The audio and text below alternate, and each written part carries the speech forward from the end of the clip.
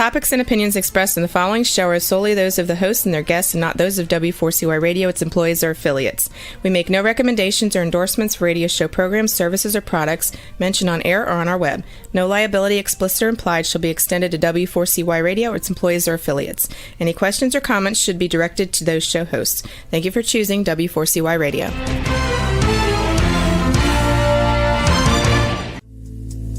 Welcome to Powerful Business Strategies, where you will find out that everything you have ever learned about growing your business is wrong. Finally, a show where you'll learn the right way to grow your business by learning business and financial strategies that your competition isn't doing.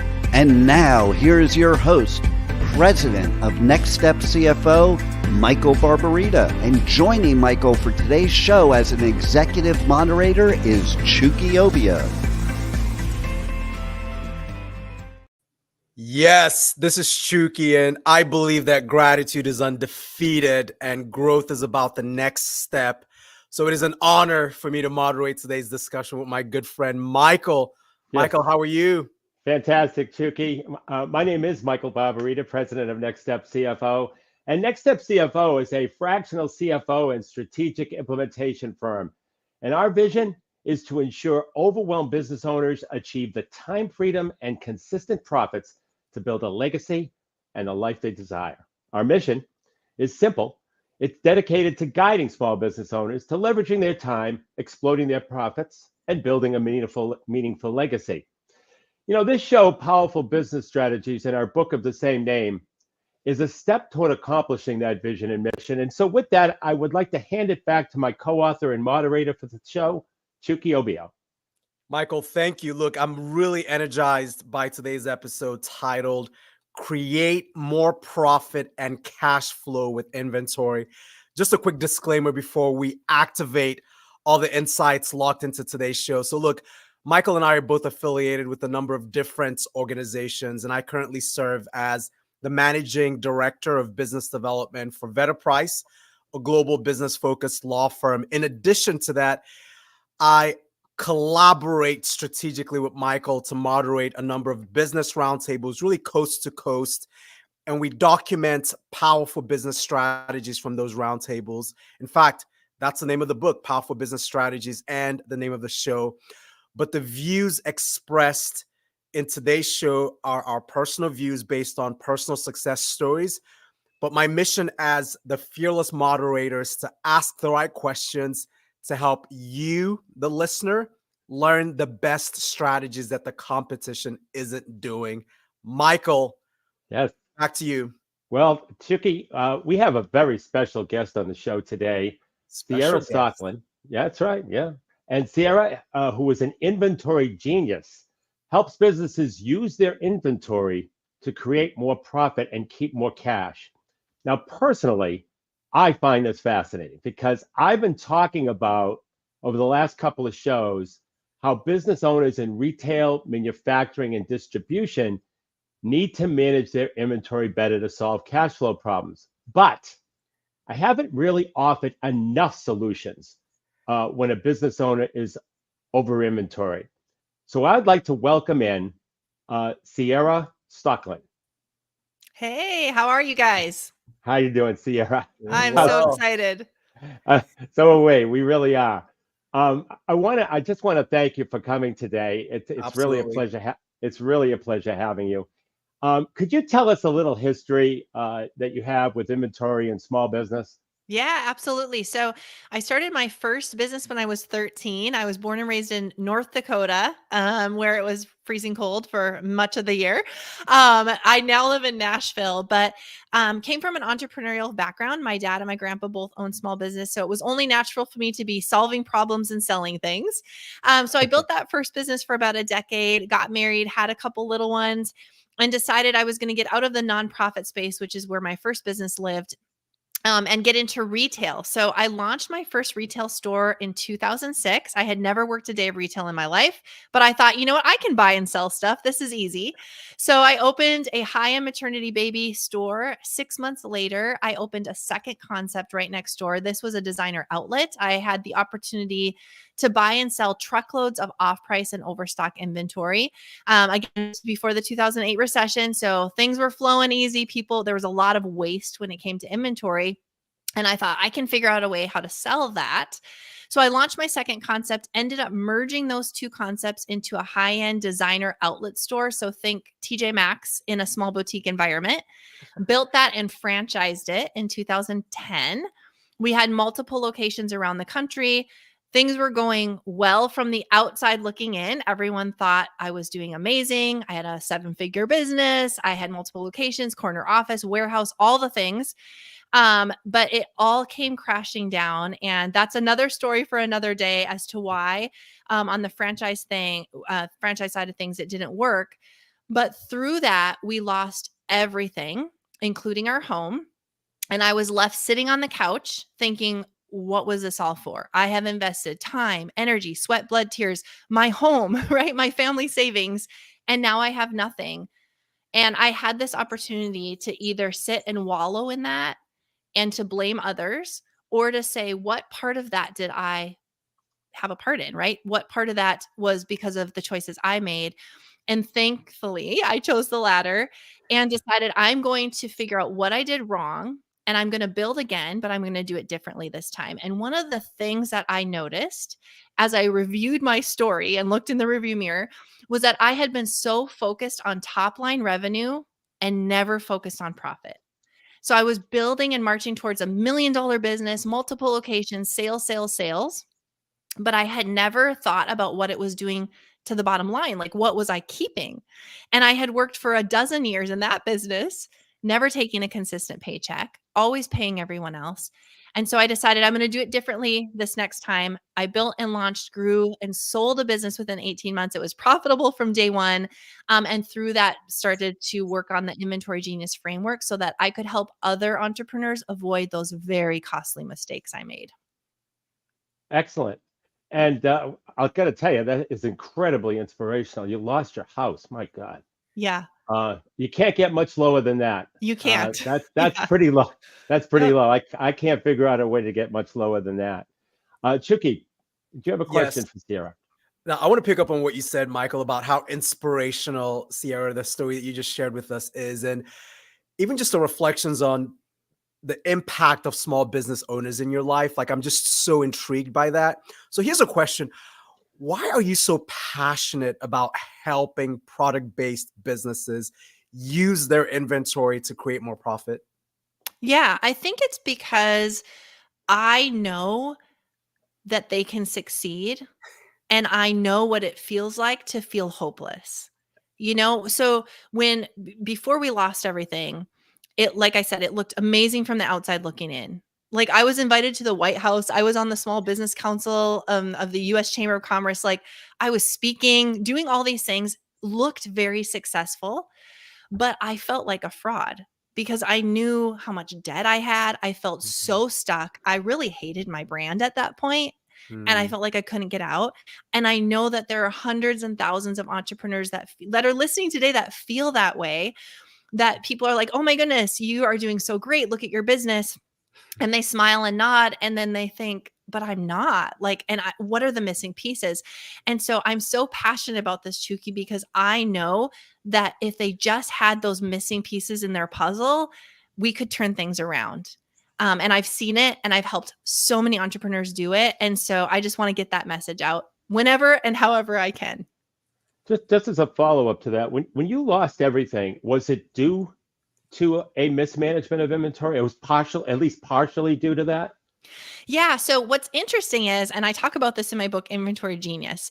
I sold franchises to potential franchisees who became my franchisees to grow because I was focused on top line revenue, but I wasn't focused on that profit like we talked about. And so the Right. choices that I made in selling was based off of money coming in, right? More sales. And so when I sold franchises to franchisees that were probably not the best fit and I didn't make the wisest choices, that eventually came to bite me in the butt, because now you have contracts with a lot of people who maybe you shouldn't have contracts with, right? So what Right. happened in my business was there was a lot of fraud on the franchisees' part, things that went on that I didn't know about because I wasn't partnered with the right people. But I did that to make sales because I thought that was most important, right? So because I didn't understand what profit did and that was most important, I was never focused on bottom line results. And that's directly tied to inventory. We were an inventory business. And so I just wanted to buy and sell lots of things instead of looking at, okay, maybe I don't sell 3 more franchises. Maybe I work on building more margin, and my top line might not look as glamorous or exciting, but boy, oh boy, does that bottom line look good. And then I can make wise choices because I'm not constantly chasing the dollar. Does that make sense? Absolutely. That's interesting. Yeah. And what's the number one thing you think inventory-based businesses miss when it comes to scaling profitability? They do not focus on margin. They do not focus on margin. I was just listening to Mark Cuban actually talk yesterday. I was listening to a kind of a masterclass he did, and I just loved it because he kept bringing it back to the margin. And we hear about margin and markup, which are not the same thing, by the way. Right. Like, Right. oh my goodness, I mark, I'll ask a new prospective client, tell me about your margin. Oh, well, I mark everything up 3 times. That is not your Yeah. margin. That is what Yeah. you mark it up, but you have sales, you have discounts, you have waste, all of those things. So I would say the number one thing is they don't focus on the difference between what I sell it for and what I bought it for, including shipping and those other included costs. Here's what I have left. Let me give you an example. I just got an email from a banking company. They're offering me a capital loan, right? I don't need this, but they offer money left and right? So click on this button. You don't even have to really do anything. We'll just drop it in your account. Here's the fee. We'll take it out of your top line revenue every single day till it's paid off. So someone that's in dire straits financially, this is great. I can finally make my payroll. So they sign up for this loan. Okay. And then what it does is it takes money out of their top line right away. Let's say they have a 40% margin. That's what they're running on. And now 20% of their top line revenue is going back to pay back this loan. Now you have 20% to pay and fund all of your operating expense and service any other debt. You cannot get ahead doing that. And I think that's what inventory-based businesses miss. The margin is your secret weapon. It is your key, but it will also destroy you if you are not watching it very closely. Yeah, and as a follow-up to that, I can't tell you how many people I've helped where they got involved in those specific loans, those horrific 30% interest loans, they pay weekly, they have to pay back daily in some cases. Daily. And it's daily cash payback. flow. Yeah. Oh my God, it is a killer. And you know what I found out? I found out that the average number of times that a business owner has to go back into those loans is 8 to 16 times. So because they can't make it, guess what? They have to borrow again. And guess what? They go to the same source. Yes. And it's deeper and deeper. And it's deeper and deeper and deeper. Yeah, it is really unbelievable problem. One of the follow-up is that focus on margin. Yeah. And do you look at other benchmark when you're looking at a company? Do you look at benchmarks and how they measure their gross profit margin measures up to the benchmark, or is it something you don't look at because you just try to strive for the highest ever anyway? Yeah, I mean, we do a little benchmarking. I always say, here's a couple benchmarks I give to a new client, because we all want, like, give me the steady ground. Like, just tell me where to go, right? So I say, okay, we're going to focus on at least a 60% gross margin and at least a 20% net profit. Now, most of the time we want more, right? But at least it gives, and they're never close to that when we start working together. So that gives them something to push towards. Because a lot of people, like, they'll come in with a brick and mortar store, Michael, and they'll be running on a 40% gross margin. I'm like, oh my God, you cannot. You're going out of business every day. So those are kind of some benchmarks I give them. But then with my framework, what we really work on is, what is your true cost of doing business? I remember the first time I had this light bulb moment, and this was very far into, the retail. So I was still running the franchise concept. I finally found someone that helped me understand the numbers after many years in business. And he said, Ciara, just because you buy something for $5 and sell it for $10 doesn't mean you have $5 left. Like, you have to pay to turn the lights on, pay to open the door, pay for insurance, all these things. And so in my framework, I help clients look at, like, what is your true operating expense? Then we go up and say, okay, what's your sales goal? What's your running margin now? Then we scroll to the bottom. What does that leave you with? Can that service your debt? Yes or no? Then we go back to the drawing board and we start to pull all these levers that help them understand where their margin actually has to be. Interesting. Yeah. Okay. Excellent. That's great. Yeah, really intriguing. It's fascinating, some of what you're saying. And by the way, Ciara, as you can tell, we're taking some notes here. And a number of business owners, I would imagine, are really inspired by what you're saying, in fact, motivated. But let's also be honest, there's some skeptics listening. Yeah. And there's some folks where they'll say, look, I mean, this doesn't really apply to my business, right? So here's a question for you. Tell us what you think about the profit first mindset, and if you think it's a good fit for inventory-based businesses, and why. Yeah, I love this question because we all love to latch onto something new and exciting, a quick fix, right? Yeah. So Profit First is a cash management system. Like, that's what all it is. It's just telling your cash where to go. It's basically an envelope system. So we think Dave Ramsey, what he did for people, Profit First does for businesses, right? The missing link, and I was Profit First certified. I'm no longer in the running certification because it's like an ongoing license. I don't have my license anymore, but I was certified, so I know the back end of it. What was missing was anything related to inventory. So when I read the book, I'm like, this is great, but we're talking about mats and subs, and I'm sorry, inventory-based businesses don't have mats and subs like a service-based business. So what happens with the inventory? This is our lifeblood. So when I worked with clients on Profit First, I always had them start by creating an inventory account, and they literally would take their cost of goods I always have them do it weekly because baby steps, super simple, small amounts, right? So look at your previous week's cost of goods, move the literal cost of goods over to your inventory account, and we start to build an inventory account. So you're self-financing your inventory. You're essentially creating your own line of credit. And this is going to take a while for them to catch up, right? Because we have a lot of things that we're fixing. I love Profit First in that it helps people focus on, number one, if you're in business, pay yourself, because why work for free? I love that. I love that it helps them focus on numbers. Like, stop putting your head in the sand and pretending it doesn't matter. It truly does. But I think, like with any system, you have to make it work for you. And you can't get so gung-ho about following the letter of the law that you don't make things practical. So with my clients, I always said, let's make it practical. Like, let's be smart. What's most important? Let's save for a rainy day. Let's make sure you pay your taxes, and let's make sure you have money for inventory. And then sure, we can open up 25 other accounts if you feel like it. But right now you're not doing any of that. So let's start small and let's be smart about it.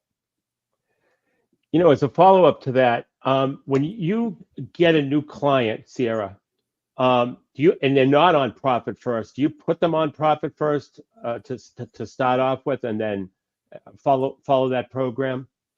Yeah, so we kind of do a hybrid of that. Like, the first thing we always do is work on their budget. You know, I don't know about you, but I'm guessing a lot of your clients come to you, they're like, I've never done a budget. Budgets are scary. Right. Don't tell me what to do with my money. You know, so we start with a budget, because a budget just tells you like what you can afford, and it shows you where the leaking is happening. So we just start with a budget, and then we'll typically start with an inventory account. So we start to save, money, so they have money for inventory.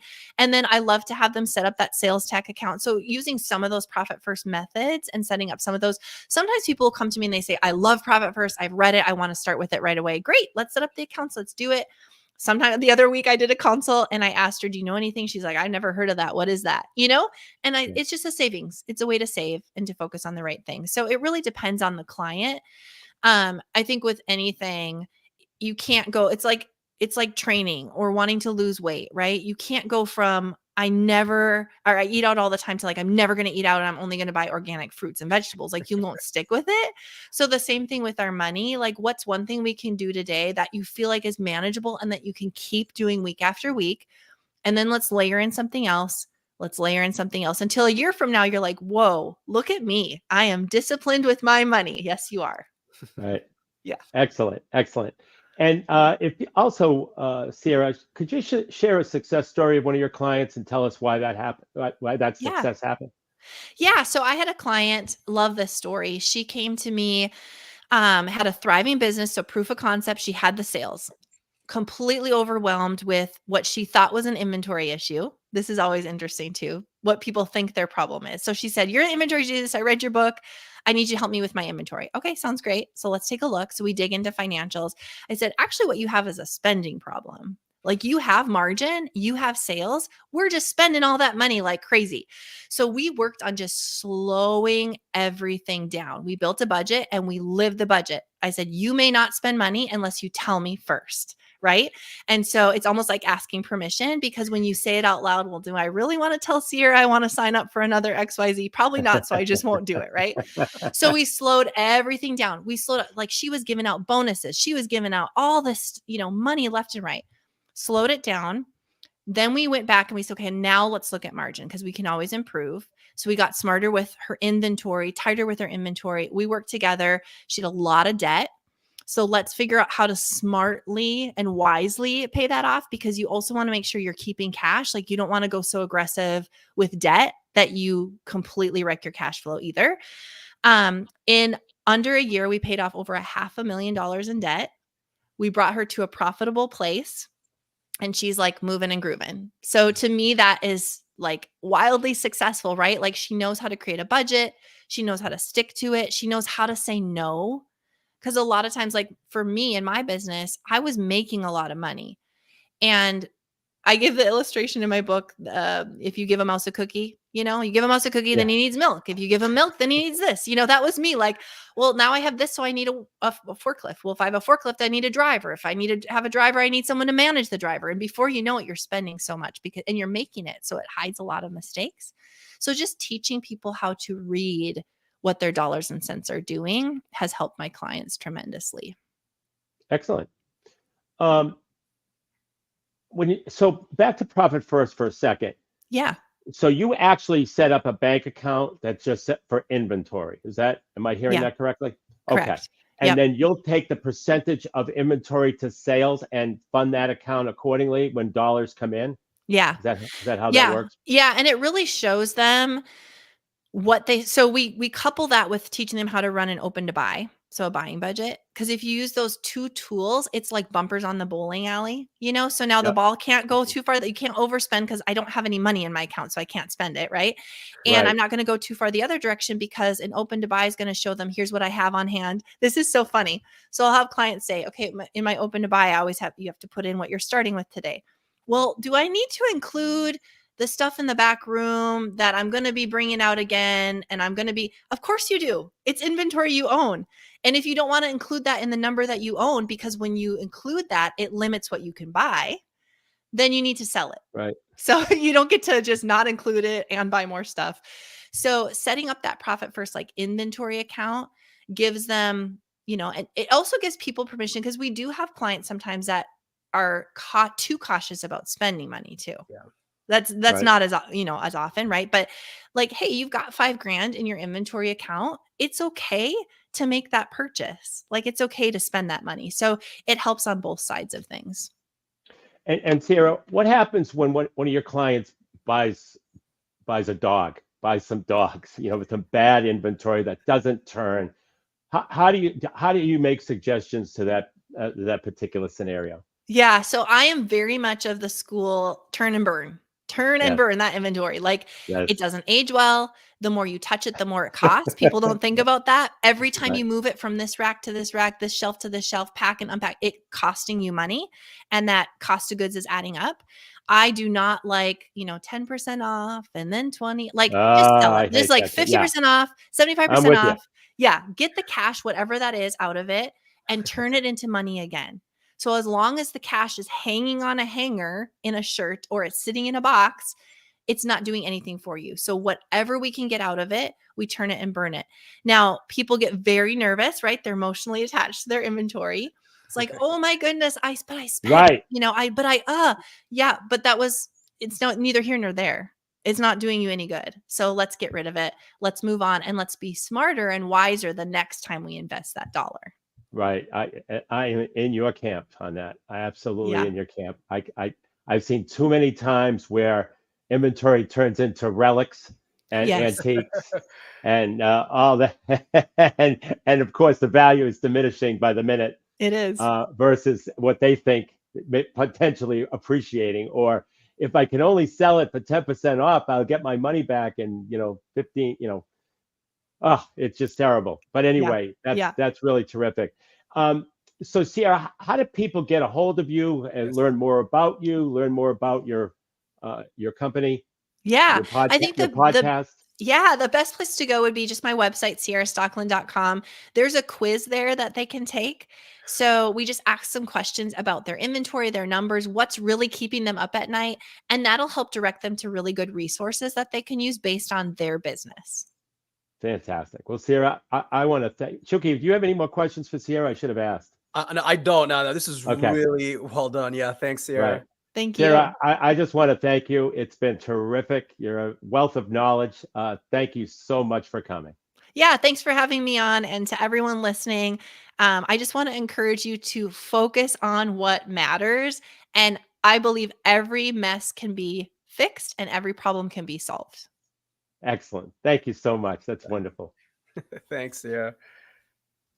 So, Chicky, one of the things I'm finding with clients is that in general, and this has happened in the last, I'm going to say, I don't know, 30 days or so, that demand is slowing. I am getting Mm, more and more calls with all of a sudden business is slowing, demand is slowing, mm. people aren't spending at the same enthusiastic clip that they were spending at.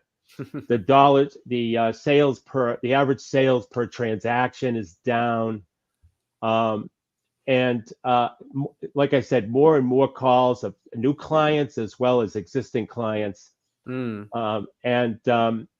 So, and as a result, we business owners are truly in uncertain times. So, yeah. what I'd like to do today is take a few minutes and talk about how we business owners can prepare for uncertain times. So how do we business owners prepare for uncertain times? Business, it's actually terrifying. It's terrifying because we're responsible for so many other people's lives. And the scariest thing about business is that when we wake up in the morning, we really never know what to expect. Me too. I'm the same. I'm the same way.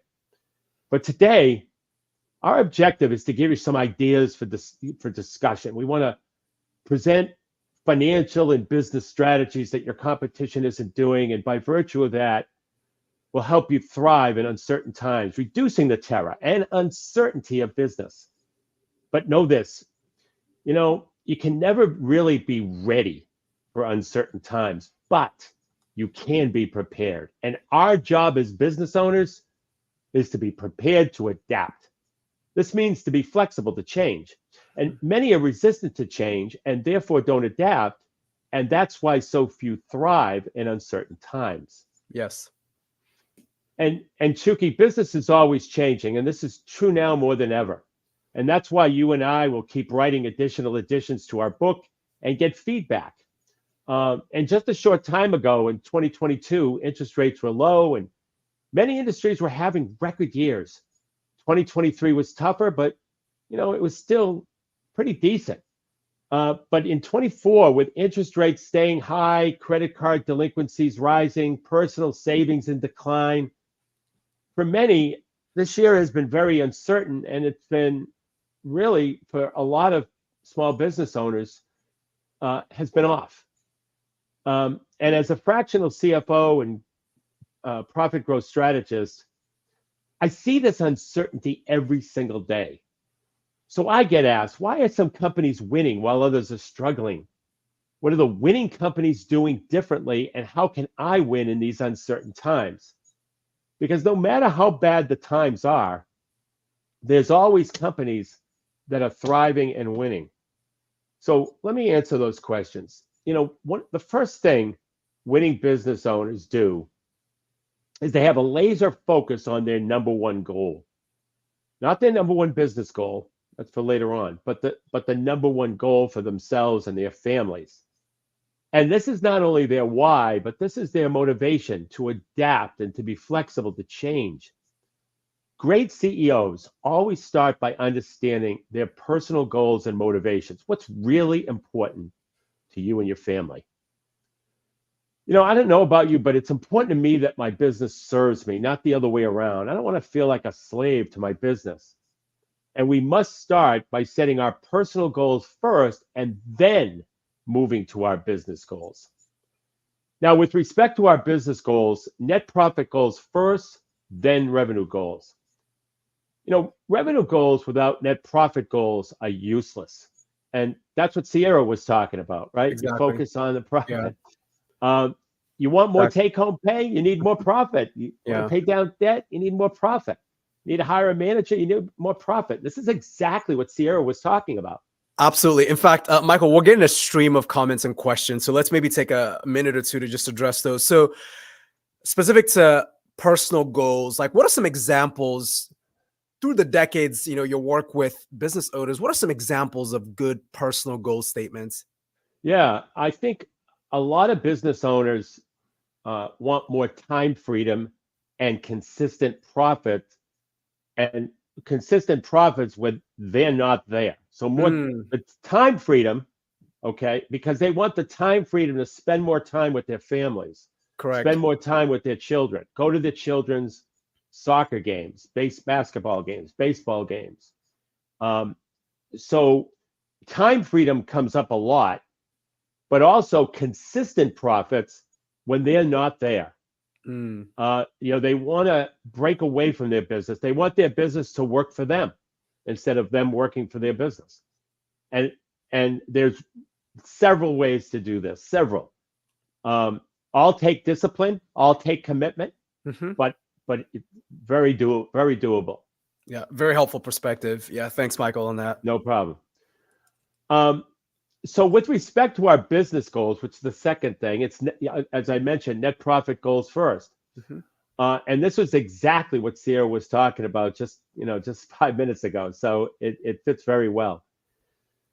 Next, winning business owners in uncertain times have a visionary mindset. It's so easy to get sucked into the doom and gloom of uncertain times.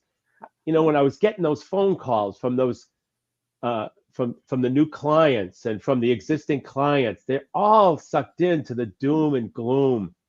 It's easy to go into negativity and scarcity mode. Don't do that. I mean, the world is changing, but the world isn't ending. We need to adapt, not shut down. And so I ask everybody to avoid scarcity-based decisions and make visionary decisions. Think about the impact of the decisions next quarter, next year, 5 years from now.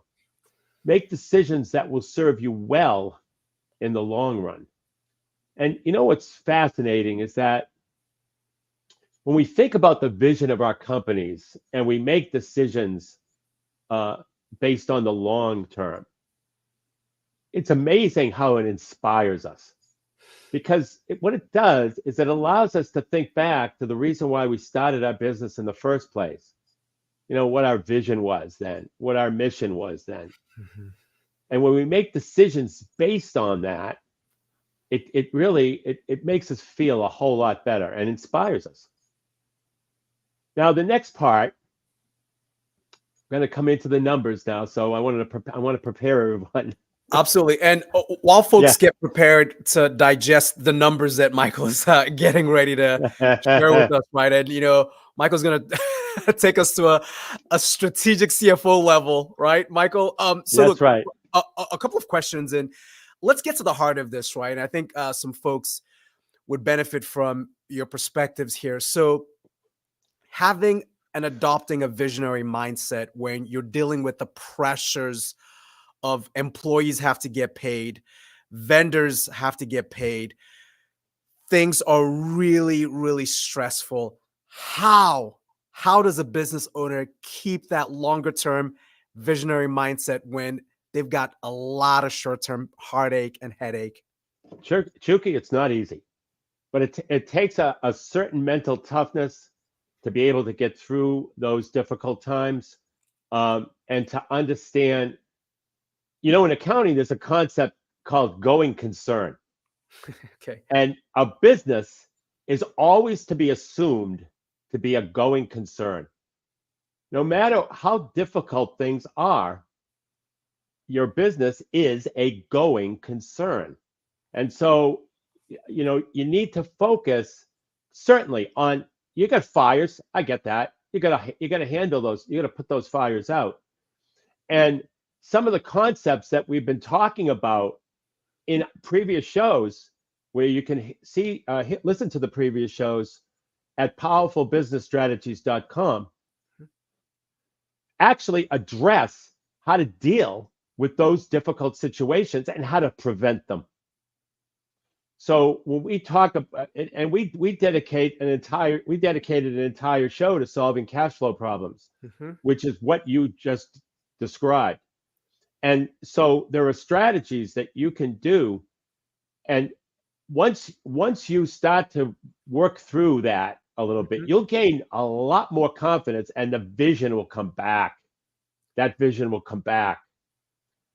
So what I'd like to stress is that you go back and listen to the cash flow problem podcast, and that will help tremendously to deal with all those cash flow issues, no matter how bad they are.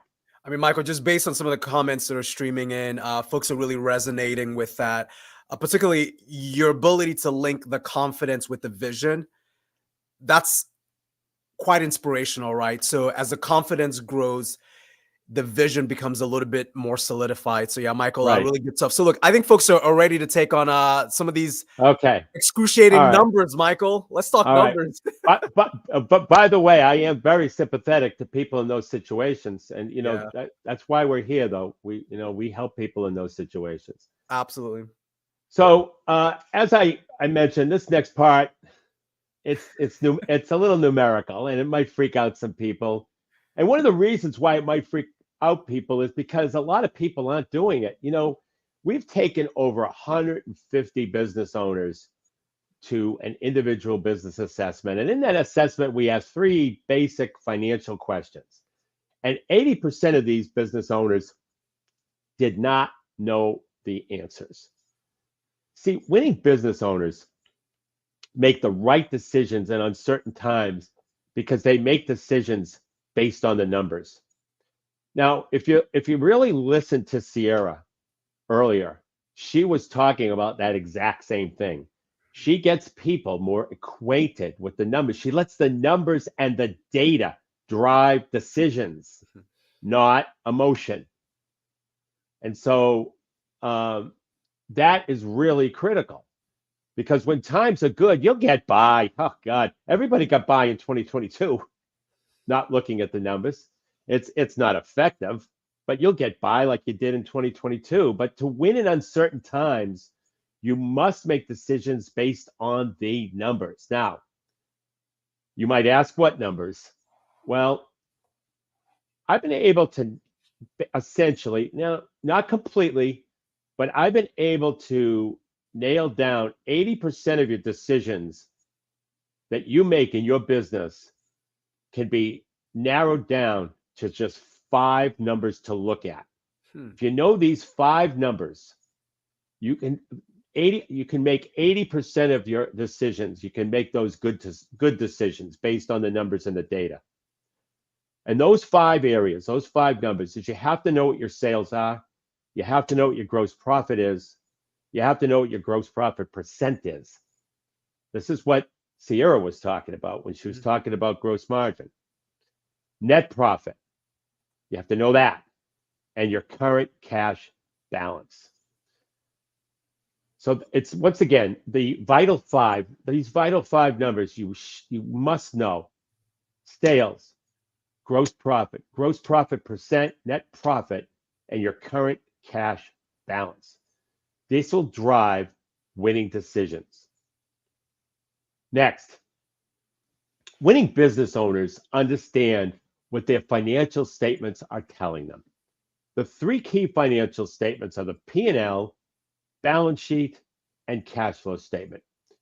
When I'm in a room of small business owners and I ask how many people look at their P&L at least once a month, less than half the room raises their hand. When I ask how many people look at their balance sheet once a month, less than 10% raise their hand. And when I ask how many people look at their cash flow statement once a month, I might get one person to raise their hand. Imagine cash flow, the lifeblood of a business, stuff that Ciara was talking about also, being totally neglected. Well, the good news is you don't have to know how to read financial statements, but you do need to understand the story behind them and how those financials will guide you to the best decisions. And if you need help understanding your financial statements, go get that. The next thing winning business owners have in uncertain times is a business and cash flow forecast. And we dedicated a whole show to this. And why is that? Because the business and cash flow forecast helps you understand the outcome and ramifications of your decisions before you make them. I mean, for example, how many of you have ever been surprised by income taxes? Well, if you had a business and cash flow forecast, you'll never be surprised by tax liabilities again, because you'll always know what your projected net profit looks like. And CEOs of the best companies are never surprised by taxes or anything else for that matter, because they have a business and cash flow forecast. Bottom line is this: if you want to thrive in uncertain times, the number one tool of winning business owners is the business and cash flow forecast. Next, winning business owners in uncertain times need the right business strategies. Did you know that 95% of business strategies used today are identical to your competitors and they don't work? And that's why we say everything you've ever known or learned about business is wrong. Your strategic plan should be made up of strategies that your competition isn't doing. Every business should have a position of market dominance, which is what we discussed in a previous show, a compelling offer, what we discussed in a previous show, and joint venture partnerships that are working, just to name 3 of several strategies available to you. And Chucky will go into more detail, we will go into more detail on these as our show continues on every Monday at noon Eastern time. Absolutely. And just so you know, the position of market dominance and compelling offer are previous shows that you could listen to, and they're very, very insightful. And you can find them at powerfulbusinessstrategies.com. And the general mindset of business owners in uncertain times is to cut everything. You just can't cut your way to success. We have a formula for cutting expenses. You cut the expense if the expense doesn't help you acquire a customer, if the expense doesn't help you retain a customer, if the expense doesn't increase the long-term value of a customer, and if the expense doesn't help deliver your product or service to a customer. And after you apply those rules to expenses, look for investments in the 3 A's: assets that produce revenue, amazing people to help you scale, and automation to leverage time. Success in uncertain times is not defined by those who spend less. It's defined by those who spend smarter. And Ciara was talking about that as well earlier today. Today, we're all facing the call to adapt and to make decisions based on the numbers. Those who do will make business a lot less terrifying. Those who do will achieve their number one personal goal. Those who do will thrive in uncertain times. Did you know that there are more millionaires and billionaires minted in uncertain times than any other time period in history? The only question is, are you prepared to be the next one? Chucky, I think we have time for compliments. Yes, we do. Yes, we do. And Michael, by the way, before we jump into compliments, I took some notes on this preparation for uncertain times. And I think the insights that you shared are so powerful. Give us a sense, if there was a headline that a business owner could walk away with, just one headline as it relates to dealing with and managing through uncertain times, what would be that one takeaway or one headline, Michael? We need to adapt and to be flexible to change. I love that. Adapt and be flexible to change. And as Michael and I always say, if there are questions that come up, if you need help, go get that help. So look, very excited about our business compliments segment. So we have 5 business owners that we want to spotlight and compliment in today's show. And as always, these business owners represent businesses coast to coast. So there's true national representation here, West Coast, East Coast, Midwest, and beyond. So the first business owner is Jennifer McKenzie with Organized Synergy. Do incredible work. I mean, they've got this mission to empower and equip nonprofit leaders with the tools and the support and the resources to optimize their operations and really fulfill their potential. As we know, there are a number of nonprofits that are doing just incredible work, and Jennifer and her team through Organized Synergy really helped to drive that. The second business owner is Alicia Crin, and she and the team are with, I love the name of his business, by the way, Michael, Inbound Gold USA. Particularly, I mean, coming off the Olympics, right? I mean, we collected as a country a lot of gold medals in the Olympics. So, Alicia and her team do really good work. Part of their mission statement is to help you as a small business owner and your team make your CRM, so effectively the way that you manage contacts and data, to make it much more efficient with the use of AI. So kudos to Alicia and the team there. The third business owner is David Kirsten with Wide Angle Media. The team there, they are video marketing strategists. And a lot of what Michael and I talk about is just how to take your message and drive your message to your target audience. We've done this in past shows, for example, through the conversion formula that we've discussed. So David and team help to really drive video-based video marketing messages. The fourth business owner is Taibu Berry, and they are a really intriguing business. The business is called My Little Beehive LLC. And suffice it to say, I think if anyone has just a minute or two, just check out mylittlebeehive.com. I think you might be pleasantly surprised at some of the work that they do there. And then the last business owners that we'll highlight today is Whitney O'Brien with Whitney O'Brien Photography. Part of why we wanted to really spotlight Whitney and team is just the surgical and strategic approach that they take to helping you tell your story through photography, your value story through photography. Michael, these are the business owners that we wanted to spotlight. We have a series of other business owners that we'll spotlight next episode, but I'll swing it back over to you, Michael. Thank you, Chucky. Yeah, I wanted to once again say that at the website powerfulbusinessstrategies.com, you'll be able to listen to all of our podcasts that we've done, all the radio shows that we've done, including things like the position of market dominance, compelling offers, and then the conversion formula, which Chucky talked about. We also had a show about business and cash flow forecasting and strategic partnerships, and so many strategies. If you go back and go to powerfulbusinessstrategies.com. And to get a copy of the book, Powerful Business Strategies, simply go to our website, www.nextstepcfo.net. It's totally complimentary. And until next Monday at noon Eastern Time, for Chucky Obio, my name is Michael Barbarita. And remember, yes.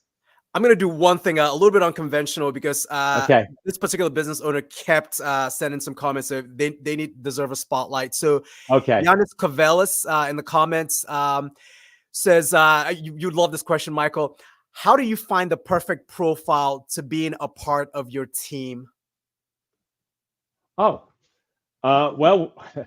it depends what skill set that they bring to the table. But I think a certain level of if you notice a certain level of enthusiasm, I hope you notice that the level of enthusiasm that we have for doing this show and for this show especially Chucky, not as much me, but especially Chucky. It's debatable, Mike. He's very enthusiastic. So yes, we look for enthusiasm. We obviously look for knowledge in the areas that your skill set lies, and we're always looking. So if you know, my email address is yourcfo, YOUR at nextstepcfo.net. Be happy to, if you send a resume, happy to review it. It'll be my pleasure. Great, Michael. Thank you. So to get a copy of the book, Powerful Business Strategies, simply go to our website, www.nextstepcfo.net. It's totally complimentary. And until next Monday at noon Eastern Time, for Chucky Obio, I'm Michael Barbarita. And remember, don't keep doing what your competition is doing. You have been listening to Powerful Business Strategies, finding out that everything you ever learned about growing your business is wrong. Tune in next week and every week at noon Eastern Time on W4CY Radio with your host, Michael Barbarita of Next Step CFO and moderator Chucky Obio.